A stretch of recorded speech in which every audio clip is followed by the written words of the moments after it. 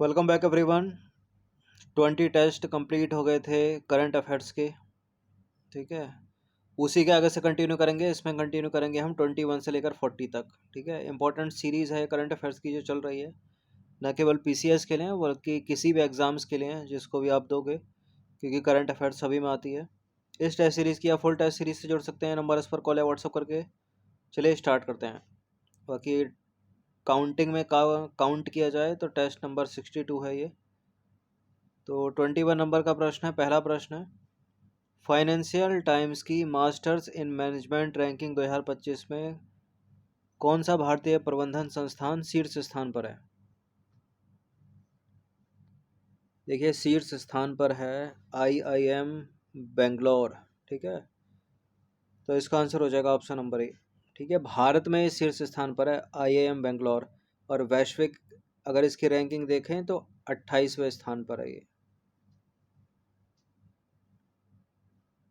Financial times की masters in management ranking 2025 में भारतीय प्रबंधन संस्थान यानी जो मैनेजमेंट इंस्टीट्यूट है, Indian institute of management Bangalore को भारत का शीर्ष संस्थान माना गया है। नई रैंकिंग के साथ संस्थान अब वैश्विक स्तर पर शीर्ष 30 में शामिल होने वाला एकमात्र भारतीय बिजनेस स्कूल है। ठीक है, बिजनेस की पढ़ाई कराते हैं ना सब, मैनेजमेंट की। इसे वैश्विक रैंकिंग में 28वां स्थान दिया गया है। और वैश्विक रैंकिंग में प्रथम विश्वविद्यालय देखें, प्रथम स्थान किसका है? यूनिवर्सिटी ऑफ सेंट गेलन स्विट्जरलैंड की है वो। ठीक है, तो प्रथम स्थान किसका? यूनिवर्सिटी ऑफ सेंट गेलन स्विट्जरलैंड की। और प्रथम भारतीय अगर पूछ ले तो 28वें स्थान पर जो है आईआईएम बेंगलुरु। तो भारतीय बिजनेस स्कूल की रैंकिंग अगर हम देखें तो जो 28वें स्थान पर है वो भारत में प्रथम भारतीय होगा। ठीक है, भारत में प्रथम स्थान है आईआईएम बेंगलोर। ठीक है, बेंगलुरु में है, कर्नाटक के। और इसके बाद है 34वें स्थान पर आईआईएम अहमदाबाद। ठीक है, जो कभी पहले पर रहता था लेकिन इस बार जो है वो भारत में दूसरा हो गया ये। और इसके बाद है 35वें स्थान पर है वैश्विक रैंकिंग में SP Jain institute of management research Mumbai का। और 41वां स्थान प्राप्त किया वैश्विक रैंकिंग में आईआईएम कलकत्ता कोलकाता का, पश्चिम बंगाल का। और 57वां स्थान प्राप्त किया है आईआईएम लखनऊ। ठीक है, तो ये रैंकिंग भी याद रखिएगा, वैश्विक स्तर पर 57वीं है। 22वां प्रश्न है, फुटबॉल के कैफा नेशंस कप 2025 में भारत ने कौन सा पदक जीता? ये कैफा नेशंस कप 2025 2 साल में एक बार होता है, दूसरा संस्करण था इसका। फुटबॉल का टूर्नामेंट है ये, तो भारत ने इसमें जीता है। भारत ने इसमें प्राप्त किया है तीसरा स्थान, यानी भारत का बनता है कांस्य पदक। सी है इसका आंसर। ओमान को हराकर जीता भारत ने कांस्य पदक, तीसरा स्थान प्राप्त किया। तो फुटबॉल का कैफा नेशंस कप 2025 का आयोजन जो है 29 अगस्त से 8 सितंबर तक ताजिकिस्तान और उज्बेकिस्तान में किया गया था सम्मिलित रूप से। ठीक है, फुल फॉर्म है इसका कैफा का सेंट्रल एशियन फुटबॉल एसोसिएशन। और ये कैफा नेशंस कप का दूसरा संस्करण था। यह मध्य एशियाई फुटबॉल संघ द्वारा आयोजित मध्य एशिया की द्विवार्षिक अंतर्राष्ट्रीय फुटबॉल चैंपियनशिप है ये कैफा नेशंस कप। अच्छा, विजेता कौन बना इस बार का? विजेता बना इस बार का उज्बेकिस्तान। उपविजेता कौन है? ईरान को हराया उसने। और भारत का स्थान तीसरा ओमान को हराकर। और इससे जो पहला संस्करण हुआ था पिछले वाला, उसमें ईरान जो है वो विजेता था। जो इस बार उपविजेता है वो पिछले संस्करण में विजेता था। क्लियर हो जाती हैं इतनी बातें। अगले प्रश्न पर आ जाइए। हाल ही में यूक्रेन ने FP5 फ्लेमिंगो नामक अपनी पहली क्रूज मिसाइल का अनावरण किया है। इस मिसाइल की मारक क्षमता कितनी है? FP5 flamingo heavy cruise missile है, ये यूक्रेन की पहली है। और यूक्रेन के राष्ट्रपति व्लादिमीर जेलेंस्की का कहना है कि फरवरी 2026 से बम्पर उत्पादन करेगा वो इसका। 3000 किलोमीटर की मारक क्षमता है। ठीक है, इस फ्लेमिंगो मिसाइल की, फ्लेमिंगो क्रूज मिसाइल की, FP5 फ्लेमिंगो की। सी है इसका आंसर। यूक्रेन के राष्ट्रपति वोलोडिमीर जेलेंस्की ने कहा कि यूक्रेन ने फ्लेमिंगो लंबी दूरी की क्रूज मिसाइल का परीक्षण किया है जो 3000 किलोमीटर की दूरी तक लक्ष्य को भेद सकती है, और कहा कि इसका बड़े पैमाने पर उत्पादन फरवरी 2026 तक शुरू हो जाएगा। नेक्स्ट क्वेश्चन बहुत ही लंबा क्वेश्चन है ये तो। क्या क्वेश्चन है? नेपाल में भ्रष्टाचार और सरकार द्वारा सोशल मीडिया पर प्रतिबंध के खिलाफ युवा जनरेशन ने विरोध प्रदर्शन किया। ठीक है। जिसके चलते 19 लोग मारे गए तथा देश भर में प्रदर्शनकारियों और पुलिस के बीच झड़प में 340 से ज़्यादा लोग घायल हो गए। इस घटनाक्रम के बीच गृह मंत्री रमेश लेखक और प्रधानमंत्री केपी शर्मा ओली ने अपने पद से इस्तीफा दे दिया। भ्रष्टाचार के खिलाफ विरोध प्रदर्शन करने वाली इस युवा जनरेशन के लिए कौन सा शब्द उभर के आया है? ठीक है, तो शब्द था पहले से ही, कौन सा शब्द उभर के आया है? तो कौन सा है वो? जेन ए, जेन जी, जेन सी या जेन डी? क्या है इसका आंसर? इसका आंसर है ऑप्शन नंबर बी, जेनजी। ठीक है, तो एक्सप्लेनेशन की आवश्यकता कुछ है नहीं इसमें, सब कुछ एक्सप्लेन क्वेश्चन में ही कर दिया है, तो फिर से एक बार पढ़ लेना इसको। बी है इसका आंसर। इम्पोर्टेंट प्रश्न है, रीसेंट की करंट अफेयर्स है एकदम। स्वच्छ वायु सर्वेक्षण 2025 के अनुसार वायु गुणवत्ता यानी एयर क्वालिटी के मामले में भारत का कौन सा शहर शीर्ष पर रहा? इंदौर, जबलपुर, आगरा, सूरत। देखिए इसमें 3 श्रेणी बांट दी गई हैं, 3 कैटेगरी। एक है 10 लाख या उससे अधिक आबादी, दूसरी है 3 लाख से 10 लाख की आबादी, और तीसरी कैटेगरी है 3 लाख तक की आबादी। तो 10 लाख प्लस आबादी में या श्रेणी 1 में जो शीर्ष स्थान रहा या जिसकी एयर क्वालिटी सबसे अच्छी है वो है मध्य प्रदेश का इंदौर। ठीक है, ए है इसका आंसर। देखिए स्वच्छ वायु सर्वेक्षण पुरस्कार 2025 की बात करें तो जनसंख्या 10 लाख को श्रेणी 1 में रखा गया है। इसमें प्रथम स्थान प्राप्त किया है इंदौर ने, दूसरा स्थान भी मध्य प्रदेश का ही है जबलपुर, और तीसरे स्थान पर उत्तर प्रदेश का आगरा और गुजरात का सूरत है। इस चीज़ को याद रखना क्योंकि यूपी का एग्ज़ाम है। श्रेणी 2 जो है वो 3 लाख से 10 लाख की आबादी वाली है, उसमें महाराष्ट्र का अमरावती ने जो है प्रथम स्थान प्राप्त किया है। एकदम 200 में से 200 अंक। ठीक है, 200 में से 200 अंक अमरावती ने भी प्राप्त किए और 200 में से 200 इंदौर ने भी प्राप्त किए। 3 से 10 लाख की श्रेणी में झांसी और मुरादाबाद उत्तर प्रदेश के ये दूसरे स्थान पर हैं। ये इम्पोर्टेंट है, इसको याद रखना। ठीक है, राजस्थान का अलवर तीसरे स्थान पर है। अब श्रेणी तीसरी जो है उसमें 3 लाख आबादी तक की जनसंख्या, मध्य प्रदेश का देवास इसमें प्रथम स्थान पर है। ठीक है, 200 में से इसने जो है 193 अंक हासिल किए। और परवाणु है हिमाचल प्रदेश का, वो दूसरा स्थान है, उसका दूसरी रैंक है। और उड़ीसा का अंगुल जो है वो तीसरे स्थान पर है। ठीक है, तो ये है रैंकिंग एयर क्वालिटी में। ठीक है, स्वच्छ वायु सर्वेक्षण पुरस्कार 2025 में। अच्छा, इनमें भारत में कम से कम 11 पहाड़ी राज्य हैं। पहाड़ी राज्यों के शहरों में दूर दूर तक नाम ही नहीं है कोई। ठीक है, क्योंकि टूरिस्ट ने जो है हालत ख़राब कर रखी है पहाड़ी क्षेत्रों की। ठीक है, ऑटोमोबाइल ले जाकर लंबी कतारें, मनाली हो, शिमला हो, नैनीताल हो, रोड जाम कर देते हैं। एक ही निकल कर आया, परवाणु हिमाचल प्रदेश का, 3 लाख तक जनसंख्या में।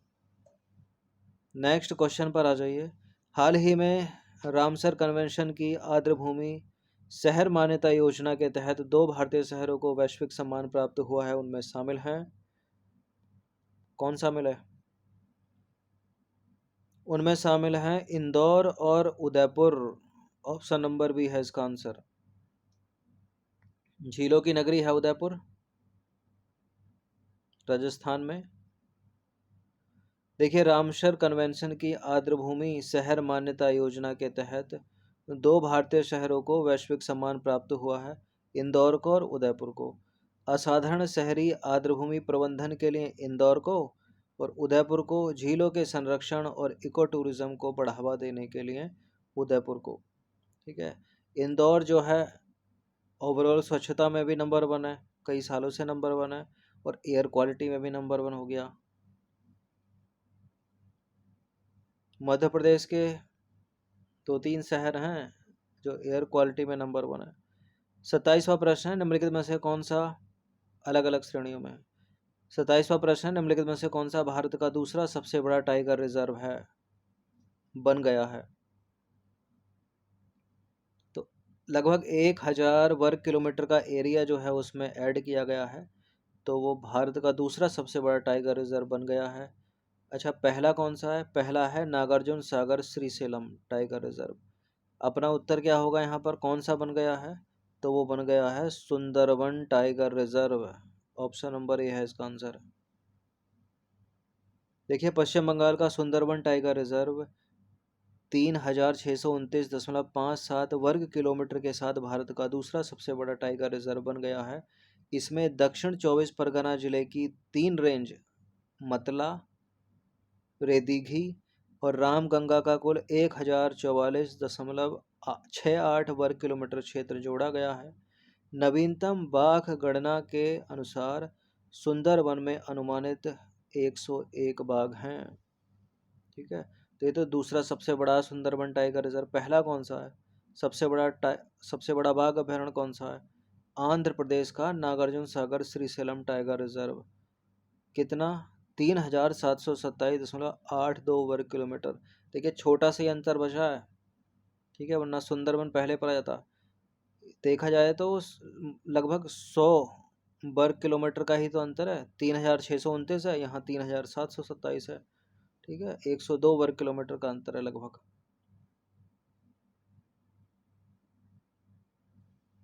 अगला प्रश्न क्या है? स्वच्छ वायु सर्वेक्षण पुरस्कार 2025 में 3 से 10 लाख जनसंख्या में शीर्ष स्थान या प्रथम स्थान या पहली रैंकिंग किस शहर की है? तो ऊपर एक्सप्लेनेशन में था, क्या हो जाएगा इसका उत्तर? 10 लाख तक में तो मध्य प्रदेश का इंदौर प्रथम स्थान पर, और 3 से 10 लाख की जनसंख्या में अमरावती प्रथम स्थान पर। 200 में से 200 अंक लाया ये भी अमरावती एयर क्वालिटी में, तो बी है इसका आंसर। ठीक है, स्वच्छ वायु सर्वेक्षण पुरस्कार 2025 में 3 से 10 लाख जनसंख्या वर्ग में यानी श्रेणी 2 में महाराष्ट्र का अमरावती 200 में से 200 अंक प्राप्त करके पहला स्थान प्राप्त किया और 75 लाख रुपए का नगद पुरस्कार जीता है इसने। और 1.5 करोड़ रुपए का 10 लाख प्लस श्रेणी 1 में इंदौर ने जीता है। श्रेणी 2 3 से 10 लाख आबादी वर्ग जनसंख्या वर्ग में प्रथम स्थान अमरावती का, और दूसरी रैंकिंग इम्पोर्टेंट है झांसी और मुरादाबाद, क्योंकि यूपी के हैं ये ज़िले, इसलिए पूछा जा सकता है। और तीसरा है अलवर राजस्थान का। अगला प्रश्न क्या है? भारत सरकार ने म्यांमार में भूकंप प्रभावित पीड़ितों की मदद करने के लिए कौन सा ऑपरेशन चलाया था? मार्च में आया था ये भूकंप। ठीक है, जिससे प्रभावित हुए थे म्यांमार भी और थाईलैंड भी, और जो इसका एपिसेंटर था वो म्यांमार में था। भारत ने चलाया operation Brahma. Option number C है इसका आंसर। ऑपरेशन सिंदूर तो पहलगांव के खिलाफ चलाया था। सी है इसका आंसर। देखिए, भारत सरकार ने म्यांमार में भूकंप प्रभावित पीड़ितों की मदद के लिए ऑपरेशन ब्रह्मा चलाया था। 28 मार्च 2025 को म्यांमार में 7.7 तीव्रता का भूकंप आया था, जिसमें कम से कम 1000 लोग मारे गए थे। किंतु अमेरिकी भूगर्भीय सर्वेक्षण कहता है कि म्यांमार में 10,000 से ज़्यादा लोगों के मारे जाने की आशंका थी। ठीक है, उनका अनुमान था कि 10,000 लोग मारे गए। अमेरिकी भूवैज्ञानिक सर्वेक्षण के अनुसार म्यांमार और थाईलैंड में आए 7.7 तीव्रता वाले भूकंप का केंद्र म्यांमार के मांडले शहर से 17.2 किलोमीटर दूर था। तो ऑपरेशन ब्रह्मा का नाम याद रखिए। अगला प्रश्न है, भारत के किस एयरपोर्ट ने इंटरनेशनल आर्किटेक्चर अवार्ड 2025 जीता? किसने जीता है इंटरनेशनल आर्किटेक्चरल अवार्ड 2025? दिल्ली के इंदिरा गांधी इंटरनेशनल एयरपोर्ट ने नहीं।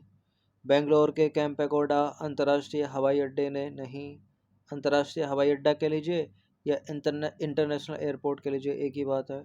गुवाहाटी के गोपीनाथ बोरडोलोई इंटरनेशनल एयरपोर्ट ने, बी है इसका आंसर।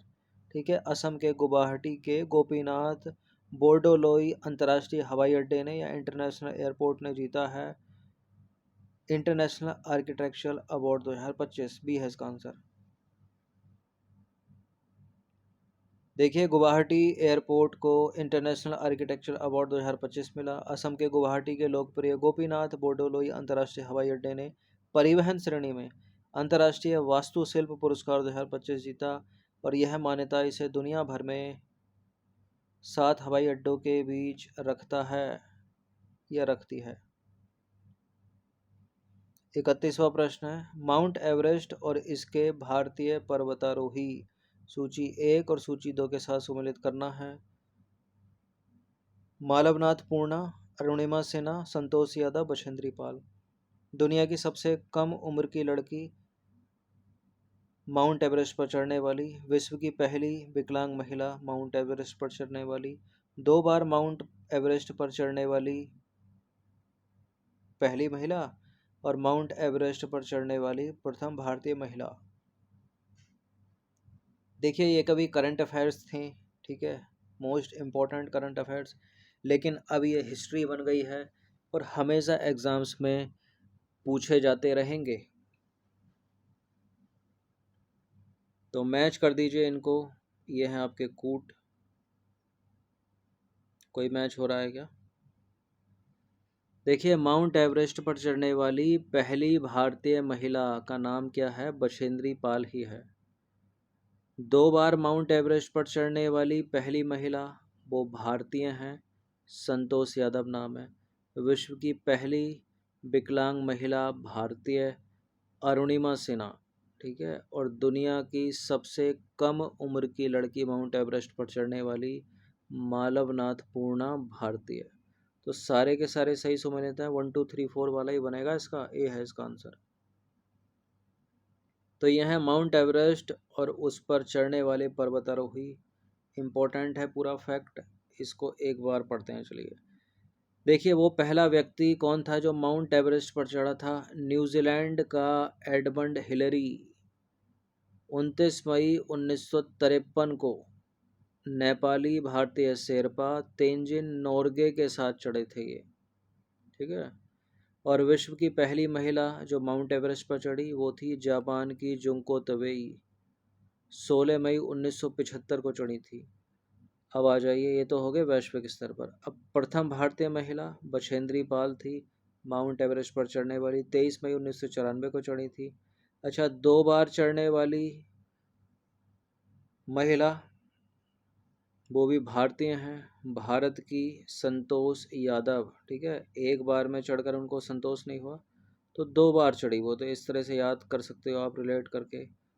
संतोष यादव पहली बार चढ़ी थी 1992 में, फिर अगले साल फिर चढ़ी 1993 में। विश्व की पहली विकलांग महिला भारत की थी अरुणिमा सिन्हा, 2013 में चढ़ी थी ये माउंट एवरेस्ट पर। और दुनिया की सबसे कम उम्र की लड़की या महिला भारत की मालवनाथ पूर्णा 2014 में चढ़ी थी, ठीक है। भारतीय हैं, 13 साल और 11 महीने की इनकी उम्र थी। और दुनिया की सबसे उम्रदराज महिला जो माउंट एवरेस्ट पर चढ़ी थी वो थी जापान की तामे वतनबे, 73 वर्ष की उम्र में। और सबसे वृद्ध भारतीय महिला पूछ ले तो ज्योति रात्रे, पिछले साल चढ़ी हैं तो मई 2024 में 55 वर्ष की आयु में। तो सबसे उम्रदराज जापान की 73 वर्षीय तामे वतनबे, और सबसे वृद्ध भारतीय महिला ज्योति रात्रे, मई 2024 में 55 वर्ष की आयु में। तो ये इतना फैक्ट है माउंट एवरेस्ट से संबंधित, इसको याद रखना। ठीक है, ये न्यूज़ में इसलिए है क्योंकि हाल ही में 10 लोगों की टुकड़ी, ठीक है, एक नेशनल राष्ट्रीय कैडेट कोर की एक टुकड़ी चढ़ी है माउंट एवरेस्ट पर, भारतीय टुकड़ी एनसीसी की, उसमें 10 लोग गए थे। ठीक है, तो इसलिए न्यूज़ में है ये। चलिए 32वां प्रश्न है, निम्नलिखित में से कौन सा कथन सही है? सही कथन की पहचान करनी है। कितने कथन है? चार चार कथन है यहाँ पर। पहला कथन है 91 भारतीय आर्द्रभूमियों को रामसर स्थल घोषित किया गया है। आर्द्रभूमि स्थलों की रक्षा के लिए 1971 में फ्रांसीसी शहर रामसर में एक अंतर्राष्ट्रीय सम्मेलन आयोजित किया गया था। राजस्थान का उदयपुर शहर 5 प्रमुख आर्द्रभूमियों द्वारा घिरा हुआ है और सिरपुर झील एक रामसर साइट है जो इंदौर में स्थित है। कौन से सही है इसमें? ये चारों भी सही हो सकते हैं क्योंकि डी में ऑप्शन है 1 2 3 4 वाला, उससे कम भी सही हो सकते हैं इसमें। देखिए चारों तो सही नहीं है, ये चारों तो सही नहीं है। अब जहाँ जहाँ चारों है सबसे पहले तो उसको एलिमिनेट कीजिए। एक इसमें पक्का गलत है और आपको एक शब्द की वजह से गलत है पूरा सेंटेंस। ठीक है, आर्द्रभूमि, आर्द्रभूमि स्थलों की रक्षा के लिए वर्ष 1971 में फ्रांसीसी नहीं बल्कि ईरान का रामसर शहर है ना वो, तो गलत हो गया यहाँ पर। बाकी 91 भारतीय आर्द्रभूमियों को रामसर स्थल घोषित किया गया, वर्तमान में 91 ही है। राजस्थान का उदयपुर शहर 5 प्रमुख आर्द्रभूमियों द्वारा घिरा हुआ, ये भी ठीक है। सिरपुर झील एक रामसर साइट है जो इंदौर में स्थित है। 134 किस में है? 134 सी है इसका आंसर। देखिए इंदौर की स्थापना जो है होलकर राजवंश ने की थी और यह भारत का सबसे स्वच्छ शहर है वर्तमान में। इंदौर के भीतर एक रामसर साइट सिरपुर सिरपुर झील है जो एक महत्वपूर्ण जलपक्षी स्थल है।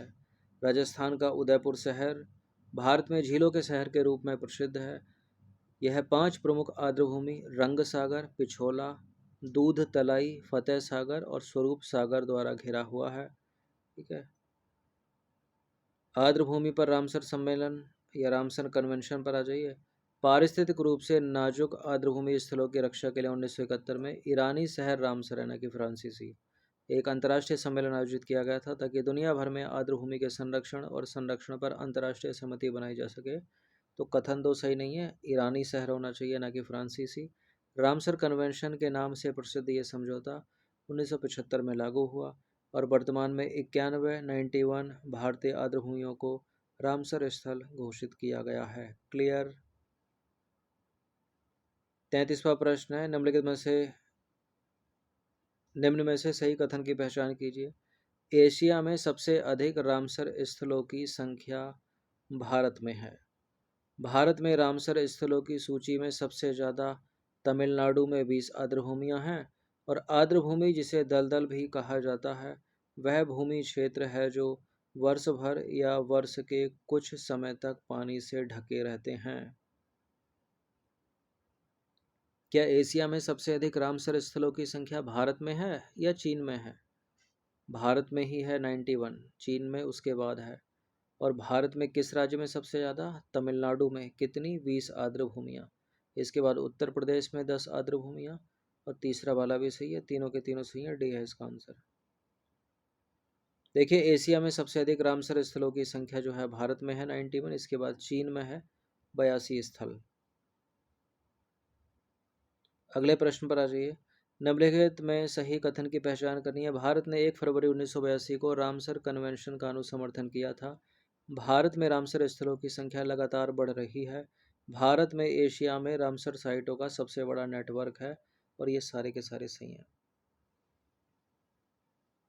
देखिए भारत ने 1 फरवरी 1982 को रामसर कन्वेंशन का अनुसमर्थन किया था। ठीक है, भारत में रामसर स्थलों की संख्या लगातार बढ़ रही है, बिल्कुल बढ़ रही है,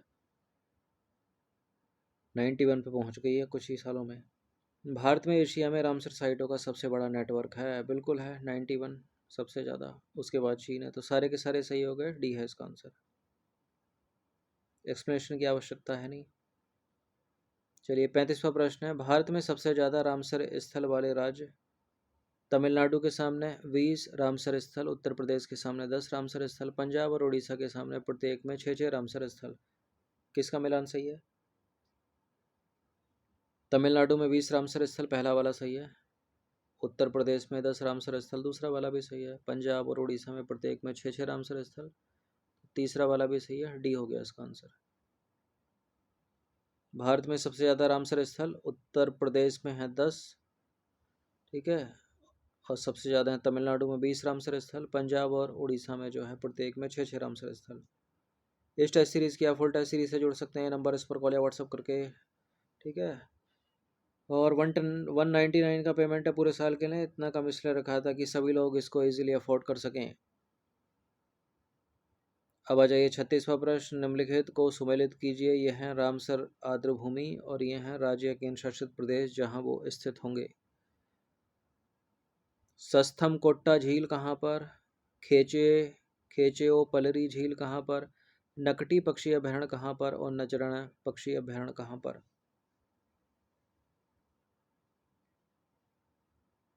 नागी और नकटी पक्षी अभयारण्य बिहार में रिसेंटली जोड़े गए, ठीक है। खेचे ओ पलरी जो है सिक्किम में है, और नंजराण पक्षी अभयारण्य तमिलनाडु में, और सस्थम कोट्टा झील केरल में। ये सारे के सारे आर्द्रभूमि स्थल हैं, रामसर साइट हैं। ए का 3 हो गया, बी का 2 हो गया, ए का 3 बी का 2, जहाँ जहाँ नहीं है उसको हटाइए।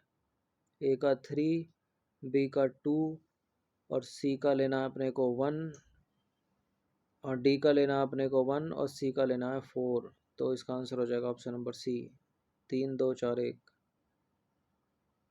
तो जो सही मिलान बनेगा वो बनेगा संस्थम कोट्टा झील केरल में, खेचेओपलरी सिक्किम में, नकटी पक्षी अभयारण्य और नागी पक्षी अभयारण्य दोनों बिहार में, और नजराना पक्षी अभयारण्य तमिलनाडु में।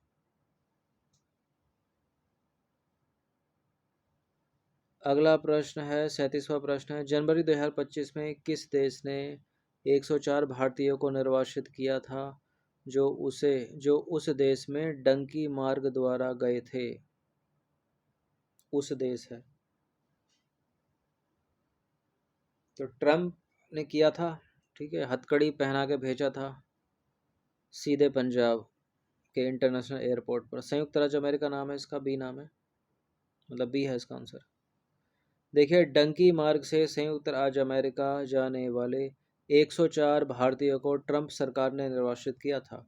संयुक्त राज्य अमेरिका का एक सैन्य परिवहन विमान C-17 संयुक्त राज्य अमेरिका से निर्वासित 104 अवैध भारतीय प्रवासियों को लेकर 5 जनवरी 2025 को श्री गुरु रामदास जी अंतर्राष्ट्रीय हवाई अड्डा, जो कि अमृतसर में है, पंजाब में उतरा था। अगला प्रश्न क्या कहता है, 38वां प्रश्न, वर्तमान में किस देश की एवियन इंडस्ट्री सबसे बड़ी है? सबसे ज़्यादा गंध फैलाती है वो, सबसे ज़्यादा कार्बन एमिशन करती है वो, और वो है संयुक्त राज्य अमेरिका की, और दूसरा स्थान है चीन का।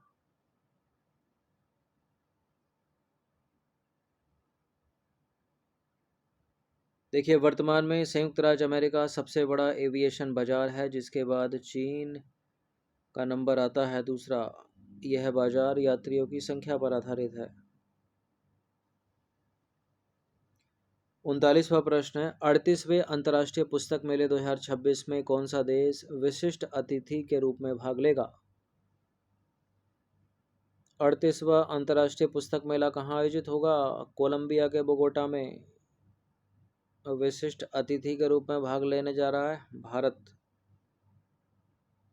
देखिए, भारत 38वें बोगोटा अंतर्राष्ट्रीय पुस्तक मेले 2026 में विशिष्ट अतिथि देश के रूप में भाग लेगा। कोलंबिया की कैपिटल है ये बोगोटा।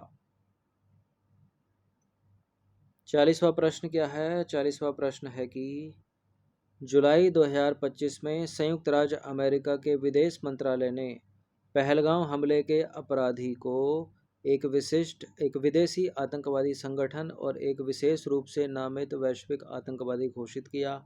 उसका नाम है हिजबुल मुजाहिदीन, जैश ए मोहम्मद, लश्कर ए तैयबा, द रेजिस्टेंस फ्रंट, क्या नाम है उसका, जिसको संयुक्त राज्य अमेरिका ने एक विदेशी आतंकवादी संगठन और विशेष रूप से नामित वैश्विक आतंकवादी घोषित किया है। ठीक है, उसका नाम है the resistance front, TRF। Option number B है इसका आंसर। देखिए, संयुक्त राज्य अमेरिका के विदेश मंत्रालय ने पहलगांव हमले के अपराधी द रेजिस्टेंस फ्रंट को एक विदेशी आतंकवादी संगठन और एक विशेष रूप से नामित वैश्विक आतंकवादी घोषित किया है। यह घोषणा संयुक्त राज्य अमेरिका के विदेश मंत्री मार्को रूबियो ने वॉशिंगटन DC में 17 जुलाई 2025 को की थी, भारत में 18 जुलाई को। हो गए क्या 40?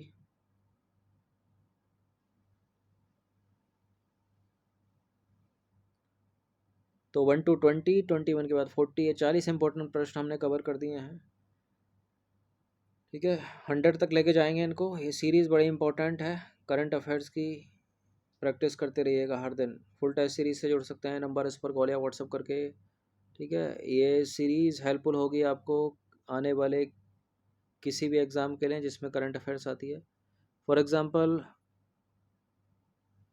UPPSC PCS के लिए तो है ही, RO का जो मेंस होगा उसमें भी ऑब्जेक्टिव टाइप प्रश्न आते हैं, उसमें भी हेल्पफुल होगी। कई साल में UPTGT हो रहा है, उसमें भी करंट अफेयर्स आती है, उसमें भी हेल्पफुल होगी।